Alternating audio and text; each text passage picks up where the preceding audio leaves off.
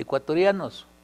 Soy el doctor Manuel Pozo Zumárraga, un profesional del derecho con estudios en seguridad social, política pública y del adulto mayor. En esta oportunidad vamos a desarrollar con ustedes un tema muy polémico que servirá como reflexión para las próximas elecciones, y es el tema de cómo salir de la crisis económica y política de este país de la incertidumbre.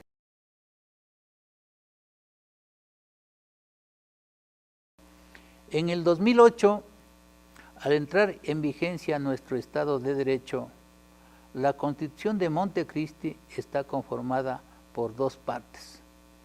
La parte dogmática está conformada por principios y derechos fundamentales, que se lleva a la práctica por el Poder Judicial.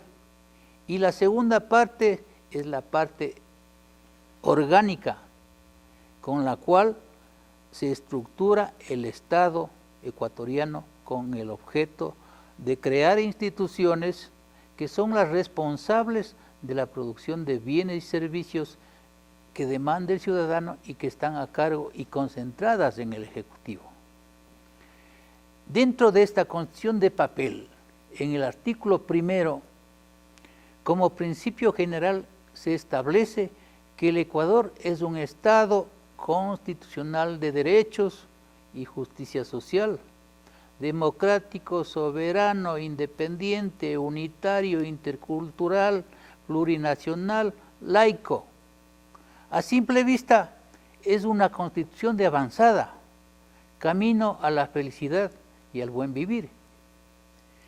En su aprobación final fue asesorada por españoles y en su contexto general está llena de principios y derechos generales y obligaciones para el mandante y beneficios para el Estado.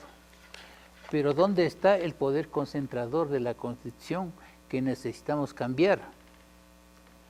El candado en favor del Estado presidente, o sea, en el presidente Rafael Correa Delgado y o su sucesor en el 2017 en adelante, está en la actual Constitución de Montecristi. Me explico. Si nosotros revisamos solamente el artículo 261, numerales del 1 al 12, veremos el poder concentrador. Estos artículos disponen lo siguiente: el Estado central, o sea, el Ejecutivo, y en este caso el presidente Rafael Correa Delgado, dentro de su régimen de competencias, dirige y controla para sí, para su movimiento político Alianza País y su símil Avanza, las siguientes áreas. Dirige y controla la defensa nacional, la protección interna, el orden público, las relaciones internacionales, el registro de las personas, la nacionalización de extranjeros, el control migratorio, la planificación nacional, las políticas económica, tributaria, aduanera, arancelaria, fiscal, monetaria, el comercio exterior, el endeudamiento público, la educación elitista, la salud, la seguridad social, la vivienda, las áreas naturales protegidas, los recursos naturales, el manejo de los desastres naturales, el espectro electrónico, el régimen de comunicaciones y telecomunicaciones, los puertos, los aeropuertos, los recursos energéticos, los recursos hídricos, los recursos forestales, la administración de empresas públicas nacionales, controla la justicia, el transporte, la refinación de hidrocarburos, la biodiversidad del patrimonio genético y las demás que determina la ley. Miren ustedes lo que dice el artículo 313 de la Constitución. Además, el Ejecutivo, o sea, Correa, tiene las facultades de colegislador en materia de elaboración de leyes, es decir, es juez y parte.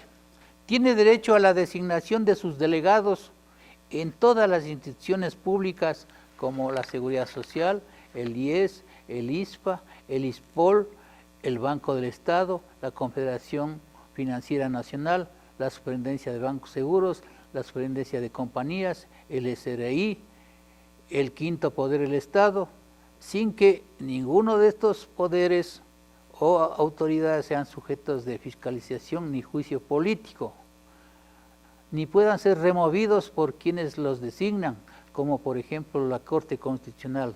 Miren ustedes el artículo 431.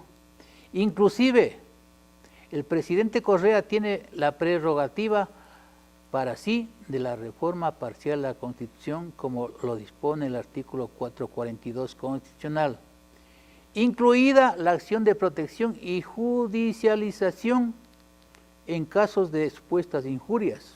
Rafael Correa Delgado se volvió un semidios con la Constitución de Montecristi, que dividió a todos los ecuatorianos, incautó los medios de comunicación críticos a su gestión, superando a la corrupción de las anteriores partidocracias que, impregnados en las tres supuestas unidades, intentan desbancar al correísmo en el 2017.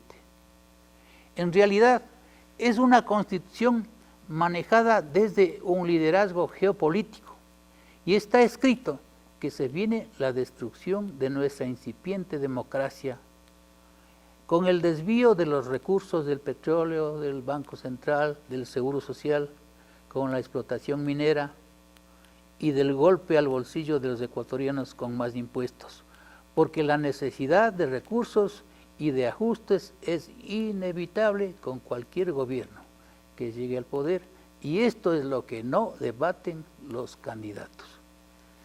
Es tanto el poder concentrador de Correa que quienes elaboraron la Carta Magna de Montecristi afirman que durará 300 años, y es verdad, pero 300 años para violarla sin rendir cuentas a nadie, y sin que ninguno de los candidatos intente debatir o preparar una nueva constitución o constituyente que cambie el autoritarismo presidencial en democracia directa y participativa del mandante, porque se dieron cuenta que el poder está en no cambiar ni siquiera una coma de la Constitución vigente de Montecristi, para seguir gobernando en el mismo edificio de la corrupción, solo pensando en sus intereses personales y corporativos, con la consiguiente pérdida de valores de los administradores de la cosa pública, que vamos camino al caos como el país venezolano. Mi tesis en este tema es ir a una nueva constitución que elimine el poder concentrador de la Carta Magna expedida en Montecristi. Ustedes se seguirán preguntando, ¿cuáles son los candados constitucionales que no permiten gobernar para salir de la crisis económica y política? Mi respuesta es la siguiente. Yo afirmo que con la Constitución de Montecristi, los candados constitucionales están férreamente guardados en los artículos 441, 442 y 443, y jurídicamente no permiten reformas constitucionales radicales a ningún gobierno, sino simples consultas o referéndums de cambios formales. Yo les aseguro, ecuatorianos, que lo único que podrán desmontar en el caso de que algún candidato de oposición llegue al poder a partir del 2017 serán los decretos ejecutivos de Correa.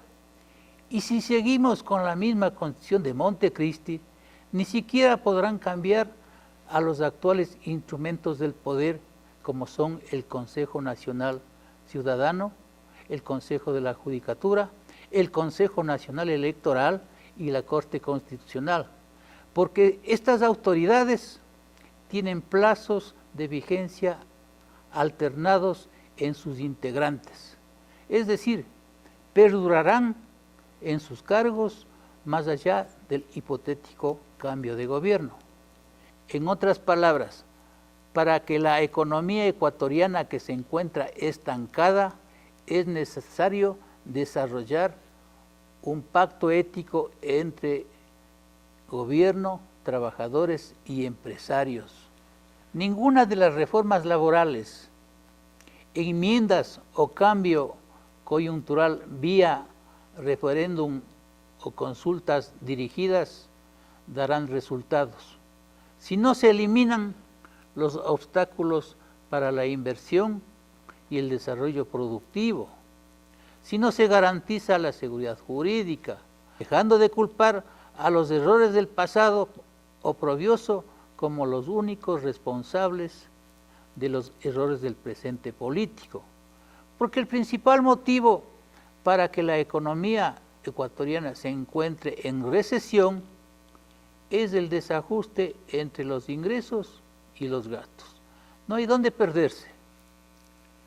Pero ¿cuáles son los efectos nocivos de nuestra economía en la que los ecuatorianos estamos divididos, fraccionados y sin esperanza de cambio para que pidamos a gritos una nueva constitución?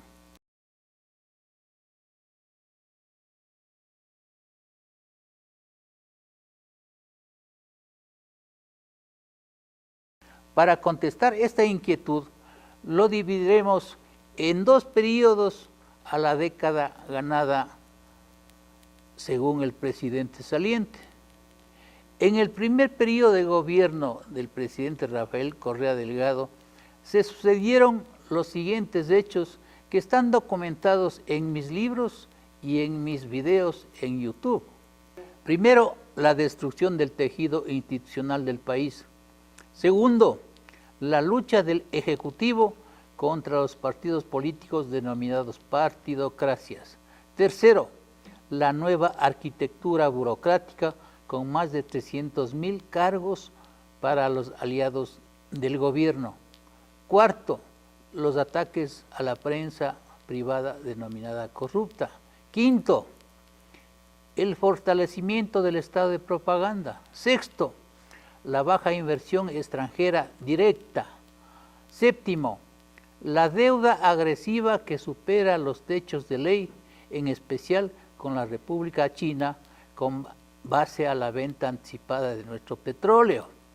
Octavo, el decrecimiento de la población económicamente activa, el crecimiento de la informalidad y el desempleo marcado.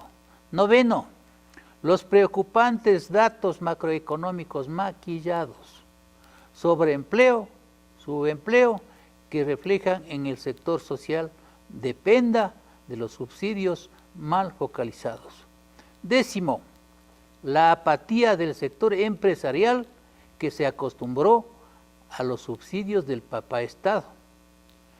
11, la inseguridad ciudadana con la delincuencia marcada. 12, el abuso de poder con las medidas preventivas, la falta de independencia de los poderes del Estado, con la denuncia de la metida de mano en la justicia a través de la consulta popular. 13, la explotación indiscriminada de los recursos del petróleo, de la minería, de la madera, causando enormes perjuicios en el medio ambiente. Pero, ¿qué sucedió en el segundo periodo del gobierno de la Revolución Ciudadana para insistir en una nueva constitución? En el segundo periodo de gobierno, es decir, desde el 2012 a la presente fecha, una vez agotados los recursos del petróleo por la baja del precio del barril que disminuyó de $100 a $30 aproximadamente, la apreciación del dólar, la devaluación de las monedas de nuestros países vecinos de Colombia y Perú, hacen que la situación económica del país haya caído en una crisis que el gobierno y el presidente Rafael Correa Delgado lo disfrazan como una crisis temporal o como una recesión temporal con más deuda, convirtiendo al Banco Central del Ecuador y al Instituto Ecuatoriano de Seguridad Social en su tabla de salvación para paliar la crisis, captando sus recursos por la vía de bonos denominados basura y más de impuestos al pueblo que golpea sus bolsillos, sin contar con la provocación a las Fuerzas Armadas y la judicialización a las cabezas visibles de las organizaciones sociales que intentan cualquier acto de resistencia y a los que piensan diferente al régimen. Pero quien mira este video dirá que existe un sesgo porque solo se difunde los errores del régimen. Pero no es así. Miremos sus aciertos. Entre lo positivo del régimen, hasta cuando lo permitió la bonanza petrolera, fue la vocación en lo social, el mejoramiento de la red vial, el sistema educativo, aunque elitista, pero es un cambio significativo, la construcción de varias hidroeléctricas que algún día servirán para el cambio de la matriz productiva. Y me atrevería a decir que un logro significativo es el acuerdo logrado con la Unión Europea en materia de exportaciones. Si se ejecuta con cabeza fría y sin taras ideológicas, por otro lado, en el mismo gobierno, a través del ministro de la Producción, afirma que el desequilibrio del sector externo bordea los 7.000 millones de dólares, que afectarán a todos los sectores de la economía, lo que obligará a efectuar y buscar ajustes y recursos económicos con tasas no recomendables. En este mismo contexto, Correa, en su desesperación por la captación de recursos, dio paso al bimonetarismo. Es decir, el Ecuador tiene dos monedas, el dólar estadounidense de curso forzoso y el dinero electrónico, una moneda convertible de circulación voluntaria que también es dinero, pero que no tiene respaldo físico suficiente. En todo caso, es una forma de manejar el dinero vía celular para el pago de consumos de algunos productos y servicios que, para mi juicio, es un cambio cultural que necesita de tiempo para mirar las amenazas o los beneficios de este nuevo experimento de la revolución ciudadana. En definitiva, no hay dónde perderse.